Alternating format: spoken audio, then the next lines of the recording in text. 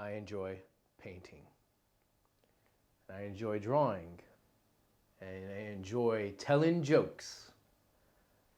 But most of all, I enjoy people. And when I communicate with my artwork, when people look at my artwork,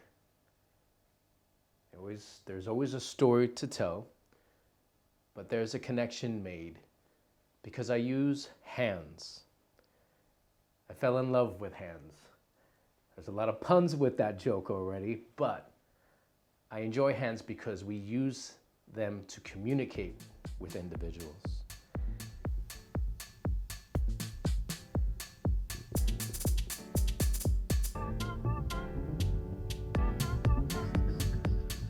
And one of my favorite artists is Salvador Dali.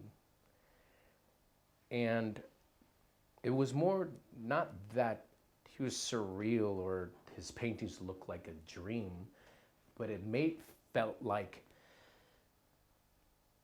you could just do whatever you want, that there's really no rules in painting. It's not just a block, it's not just a mountain. You can make a mountain have a keyhole for some reason if you wish. I mean, your art has to speak to you, and it has to speak to the other individual. It has to tell the story.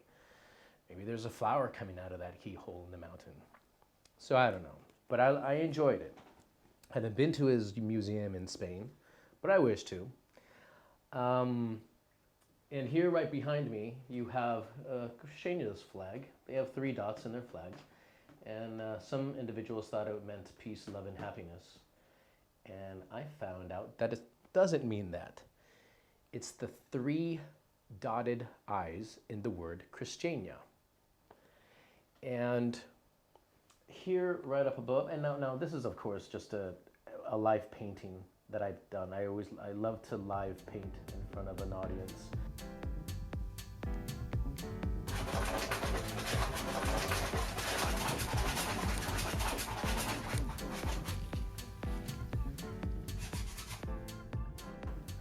And this one was one of my very first paintings when I first moved to Denmark.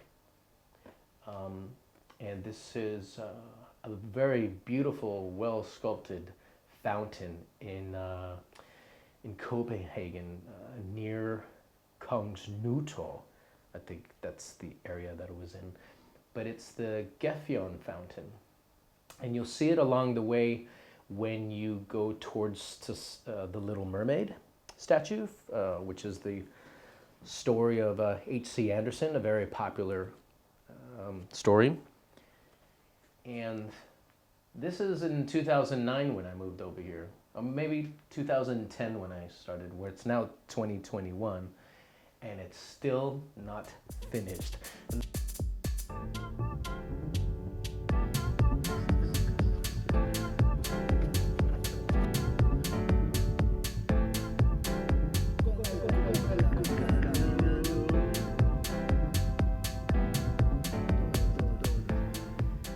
You could see that up above, I wanted to kind of create this space where you are in outer space.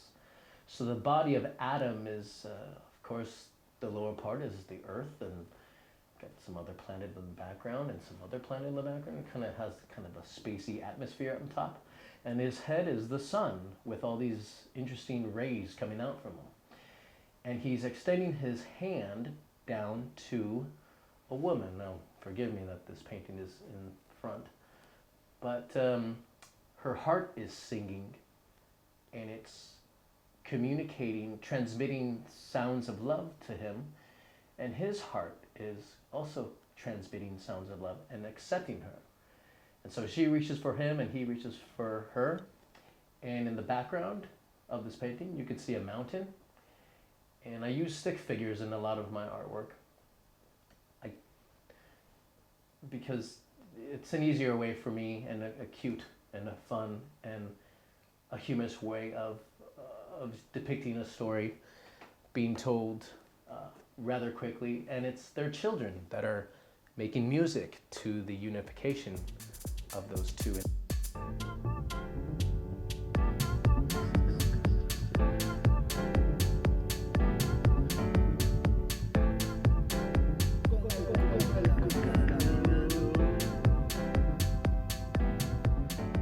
And this is Earth from the Elements collection, or the Elements series, whatever we want to call it. Maybe it's a series. The collection is everything you see in my studio. And this one you'll see that I have another character. And in this character, it's a man of silver and gold, because that's, of course, what you find in Earth. And you'll see a shovel right dug into his head, because we just go crazy for all these minerals, right?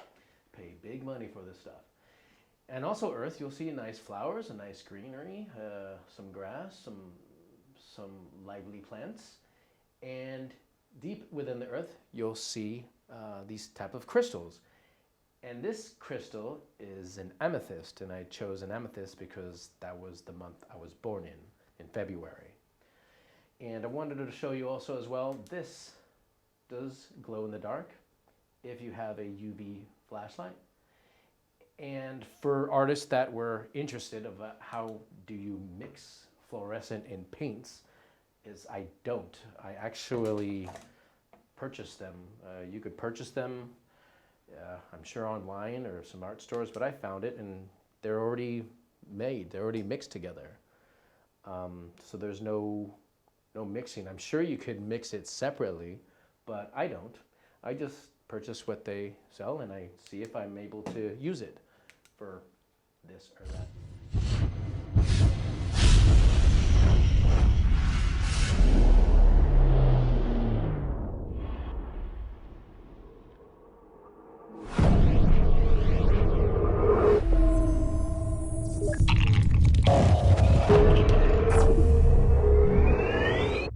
And I saw her face and it was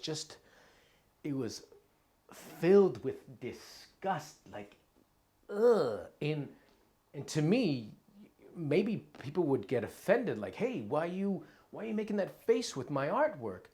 But I was kind of, I was really excited because I thought, wow, something I made could actually piss you off. I didn't even say anything to you. Something that I drew got you angry. Something happened in your day and I messed it up for that brief minute or whatever she stood there. And the most comment I got was this area right here. Are we just things for you to plug in? And no, you're not. Are we so empty inside? No. It's not that you're empty. It's not that they're empty. They see this, but they don't see that light bulb that's connected to the extension cord that has the cable that's trying to find the inspiration to be plugged into, because it was through them I had this big inspiration, this bright idea to make the 12 apostles. So without these women in my life, I could not have made this at all.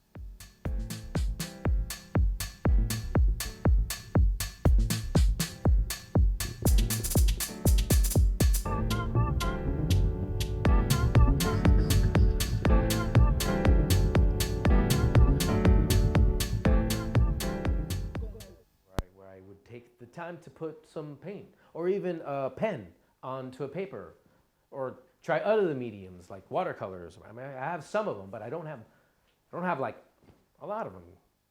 But I like the pen and the paper. I like the pencils that shade differently. There's amazing, talented artists out there in the world and that are outside, and they make some really detailed pieces that seem like it's a photograph. It's amazing. And they're out of colored pencils, right? So art is around us, and I like to surround myself with some art.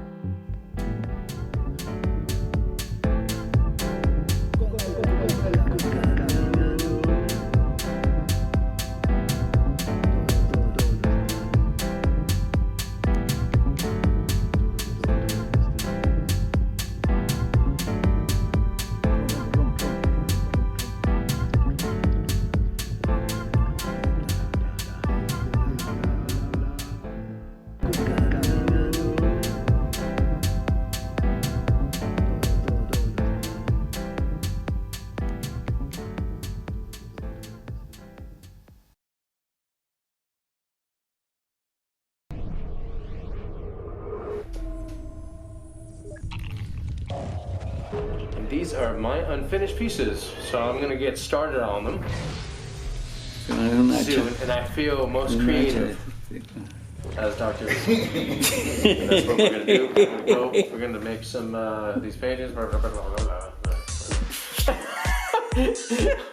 Oh man, oh my God.